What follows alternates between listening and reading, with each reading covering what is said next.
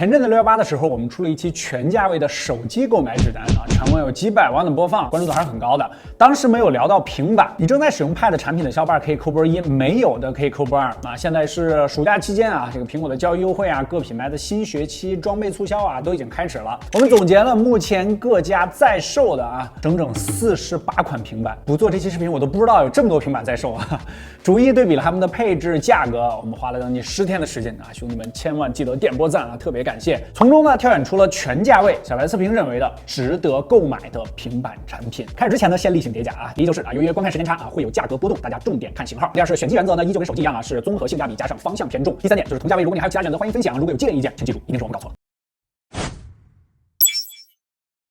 首先是1000块钱以内啊，和手机一样可选的不多，这里充斥着大量难以描述的山寨平板。大厂无论是产品力还是软件生态啊，乃至售后啊，都是更有保障的。尽量不要去选择一些不知名牌子的所谓高配版。我们整理了6款啊，其中 realme Pad 的性价比相对最高，最低4加128都已经799了啊，但我们更建议6加128 999的版本。同内存规格下最低的价格啊，却搭配了这几款平板中性能最好的处理器 G99，2000×1002分辨率的LCD 屏幕啊，10.7色90赫兹，支持存储扩展，甚至还是全金属一体成型的机身啊，这买回来盖个泡面都更香。缺点是它不支持手写笔，也没有出什么官方的配件。如果你有手写笔和键盘需求的话，小新 Pad 2022和荣耀平板8同样是骁龙680，都有官方的手写笔键盘套可选。区别在于荣耀的屏幕确实更大更好一些，还有立体声8亿扬声器。如果是爱奇艺的话，建议选它。视听体验可以说是1000元内相对最好的了。不过同内存规格下，小新 Pad 确实要便宜100，并且支持存储扩展。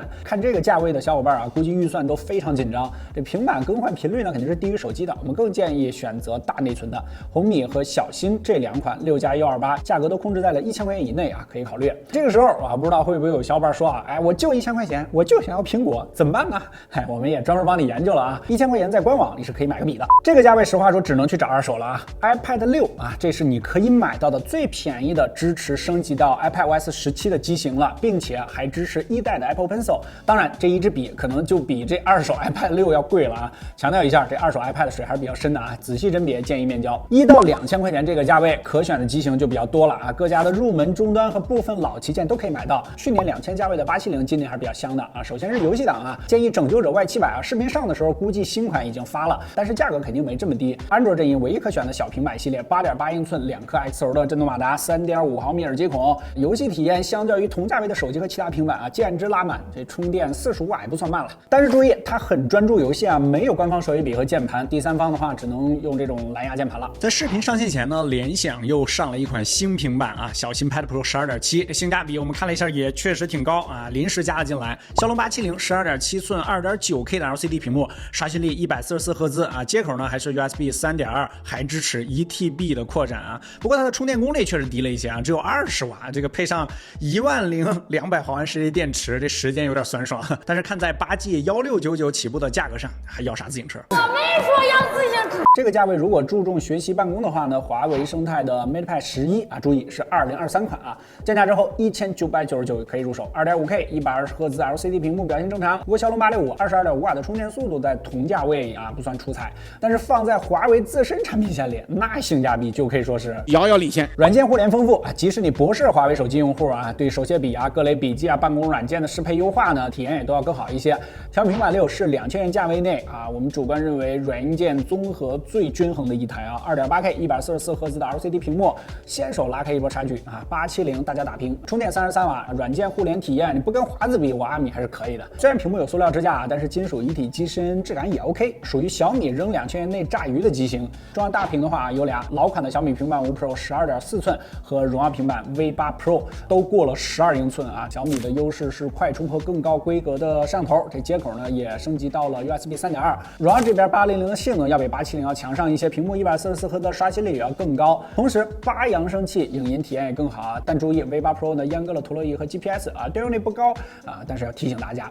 这个价位段，如果你还想买苹果的话啊，二手呢 iPad 8和 iPad Pro 2017 10.5 Pro 这边其实还更有优势。虽然它是2017年的产品了啊，到现在都5年了，但是有120赫兹，新爱尔听了都流口水。4扬声器啊和全贴合的屏幕体验比标准版要更好一些。不过要注意，这一代机器啊续航本身就一般啊，再加上是这么老的二手了，购入之后建议换个电池。2到3千元这个价位啊，各家的主力出货区间了啊，多数人的购机预算啊基本上都是这个钱，我们就多聊几句。其实主流的华米 OV 在这个价位段最具性价比的机型，我们最近刚刚做了一期非常详细的对比视频啊，有需要的小伙伴可以去频道里边翻看一下啊。MatePad Air、小米 Pad 6 Pro 啊、OPPO Pad 2、vivo Pad 2这4款平板本身产品力都不弱，都是 2.8K LCD 屏幕，形态上面差异比较大啊。华为是3:2，OPPO、vivo 是7:5，在应用分屏和阅览文档时体验确实更好一些啊，都更偏向于办公属性。小米是6:10啊，更加适合单手握持。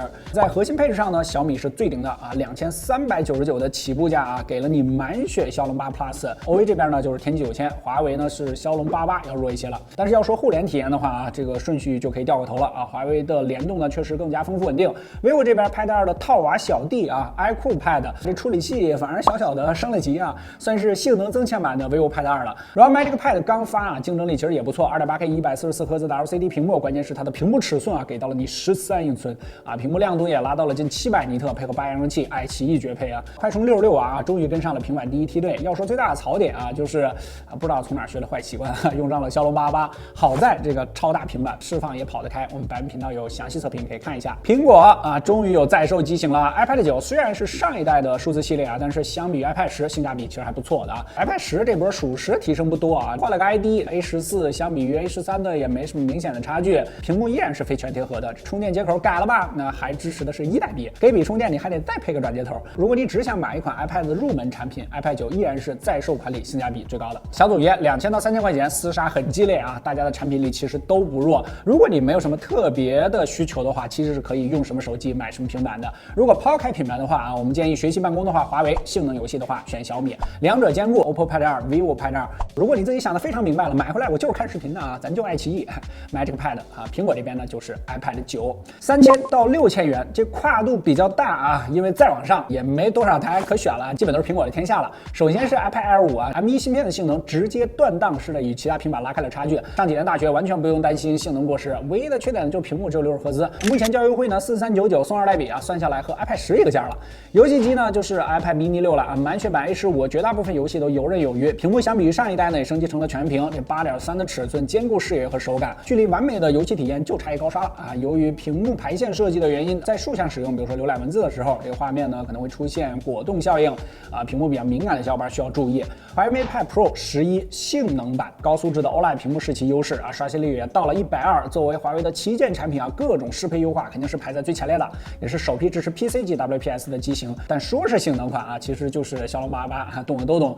快充呢虽然给到66瓦，但是包装盒附带的只有40瓦，想要更快的充电得加钱。6000元以上这个价位段，那就真的没几台了啊，只有苹果和三星在此布局啊。苹果这边 iPad Pro 是所有平板产品中最高定位的旗舰啊，没有之一啊，一颗秒天秒地秒空气的 M2 摆在这儿啊，大家就都不说话了。屏幕高刷扬声器接口啊全面提升啊，最高有2TB 的可选内存啊，还有12.9英寸的大屏可以选啊。这类产品其实就是不需要的用户不用说，需要的用户更不用说啊，因为你根本没得选。安卓这边有一个独苗啊，三星 Galaxy Tab S8 Ultra 啊，14.6英寸的超大屏幕，120赫兹 Supreme 顶级的显示效果，还支持屏下指纹解锁啊，感觉三星就是来卖这块屏幕的啊。它有一个独特的优势就是手写笔体验啊 ，S Pen 采用的是 Wacom 无源电磁笔技术啊，不用充电啊，在延迟和精度的表现上都非常优秀啊，基本这平板就是为电子手绘专业人士准备的。不过要注意啊，这个 S8 Ultra 呢，我们并不推荐，它是8.1的处理器，就算你有需求啊，也先等等，因为你看到视频的时候 S 有新款啊，它是8.2的处理器啊，等换了8.2你再入手不迟。OK， 本期这些我们是从几十台 Pad 里边选出来的啊，掉了2567根头发啊，希望点个赞能够过2万，感谢了啊。对于平板产品呢，我们还是不厌其烦的那个老生常谈啊，一定要勿创造需求，要按需购入啊！厂商宣传的卖点呢，不一定等于你的实际需求。强烈不建议大家去为了某个产品，然后去培养某种习惯，这多半是很难成功的啊！最后呢，就难免在家吃亏了。OK， 本期视频就到这儿啊！更多内容精彩，大家记得全网搜索关注小白测评，博人体验，我们下期视频再见，拜拜。